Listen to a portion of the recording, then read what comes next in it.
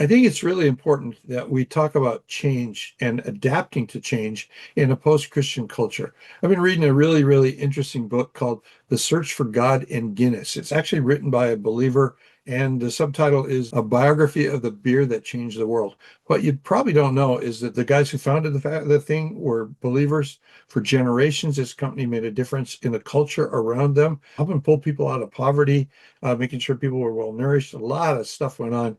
And you look at this, and sometimes we evangelicals have backed away from social help and the things that we could be doing. I'm not saying we swap one for the other. I am saying that we live in a world that's pretty screwed up and that we really need to be thinking about adapting to change. I ran across something in that book that was talking about Winston Churchill and the amount of change that he faced in his world.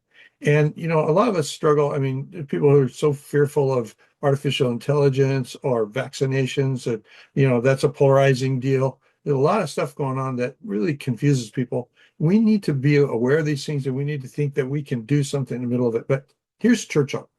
He was born actually in 1874. Now, that's a long time ago for me, as well as it is for you, although I'm a lot older than you. At the time that Churchill was born, a guy named Ulysses Grant was the president of the United States. He had just won the Civil War as its leading general, and he was the American president in his second term when Churchill was born in 1874. Another guy named Karl Marx was sitting in the British Library in London writing something that would be called the Communist Manifesto and would radically change the world that we live in. Another guy named Mark Twain was working on riverboats in the Mississippi and hadn't written a single book yet. A thing called the telegraph was hot and new, been around for about 20 years, but had only just become useful. And the concepts of things like radio, television, telephones, and certainly the internet, they weren't even on anybody's radar. Nobody was trying to even play with stuff like that. And in 1874, get this, four Ivy League colleges got together and drew up the rules for something that they were going to call the game of football. Huh, no NFL there. But when Churchill died, it was just 90 years later. 90 years is 9 decades. That's like 11 years older than me. So it's not really all that long. When I was a little kid, World War II had just come to an end. You could mail a letter in the United States for 2 cents and a postcard for 1 cent. And we still had party line telephones. There were a lot of stuff that were very different in my lifetime, but we're still talking about Churchill. And I want you to think about this, that by the time that Churchill died, a guy who was born before the telegraph was even useful, men had orbited the Earth in space, had walked in space, and we had sent a probe all the way to the surface of Venus.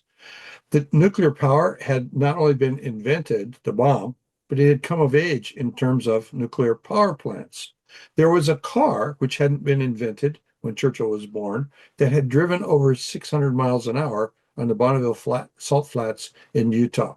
Uh, Large businesses, including the one that I worked in when I was back in high school in the 1960s, had something on their premises called a computer.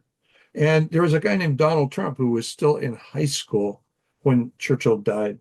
Then the Queen of England had just awarded one of my favorite bands of all time, the Beatles, the Order of the British Empire, something that about 25 years earlier she had awarded to Winston Churchill for being probably the single most pronounced voice that stood against Hitler and the Germans and kept the whole world from coming under the domination of Germany and the Nazis.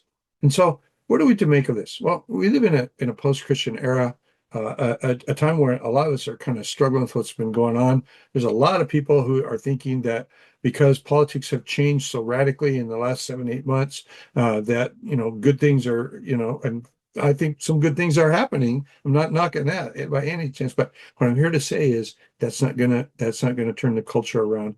And you got to get to the level of people's hearts if we're going to win the cultural wars. We're never going to do it in terms of politics. Good things may come, good things may go. Bad things may come, bad things may go. But lasting change only happens through spiritual transformation and reformation. And we're looking for something like that. I hail back to the book of Jeremiah. which is written to exiles, to people who are living in another land. Well, we're living in a different land than I was born in. It's the same geography, but it's a different place. And these people were taught to build, to plant, uh, crops and all that, but to seek the welfare of their communities.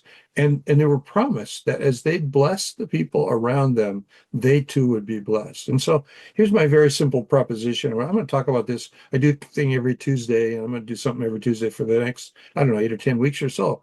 But let's embrace the role that we're in as sojourners. Let's not fight against it. Let's go, this is what it is. We're going to accept it, and then we're going to learn how to behave in it in a way that potentially would bring about another Jesus revolution in the United States of America. And by the way, if you're watching this thing on YouTube, please do me a favor and like and subscribe to my channel, like the video, because it's going to give me some tools that YouTube holds back from people like me who don't have very many followers. And if I can get more subscribers, then I get access to tools. I can do a better job of this.